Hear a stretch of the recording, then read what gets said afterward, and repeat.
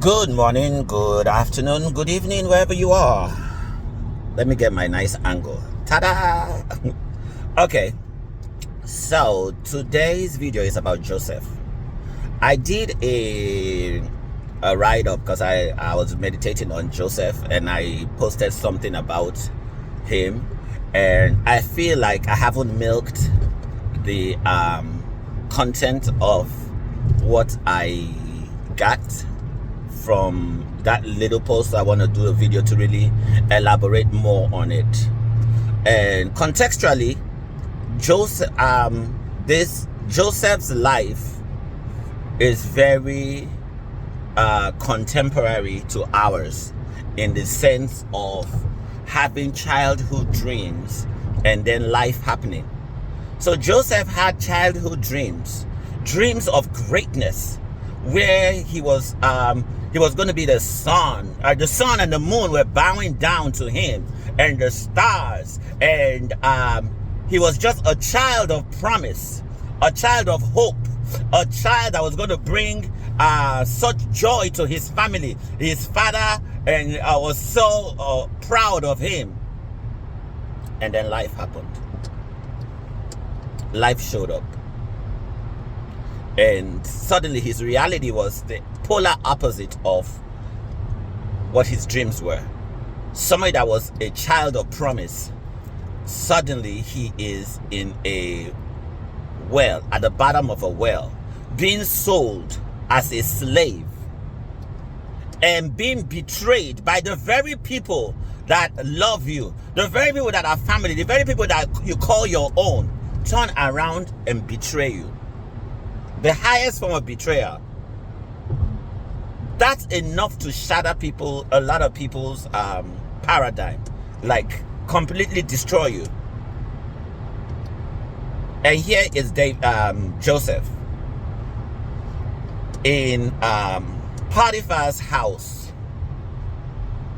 He should have been broken and just completely broken, wounded and broken. Yet that same David, why am I saying David? That same Joseph. Well, I say David because David has a similar paradigm, but we're not talking about David right now. We're talking about Joseph. That same Joseph, in a situation, from all that trauma that he has gone through, somehow still found integrity to rise in a country where he is a second-class or third-class citizen. He finds himself rising up to become master of Potiphar's house, where everything that had aligned to break him, and yet he wasn't broken. He still found a way to make that slavery situation work for him. Then here comes Mrs. Honey, Mrs. Potiphar and her honey self. He didn't succumb to her advances, so she lies on him, and then suddenly he's now worse off than where he started from. He now ends up in jail. Innocent man ends up in jail for following integrity. Now I just want to ask, how would you respond? Because this question is what I'm asking you regarding your life right now. You had your childhood dreams. You had all these hopes and aspirations to do great things in life. And then life happened. Life was not fair. Life is never really fair. Life came, slapped you, turned you upside down, betrayed you, did everything doable to you. And you're just trying to make ends meet, trying to work with what you got.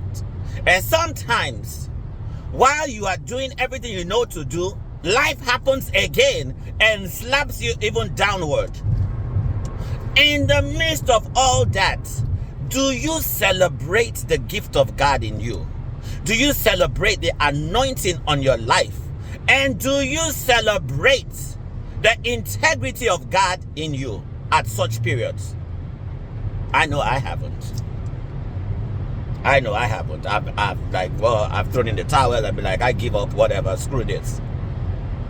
So Joseph is an example of how in the midst of life happening, in the midst of everything turning against you, while you're doing your best to survive, and yet everything keeps working against you. If you stay committed,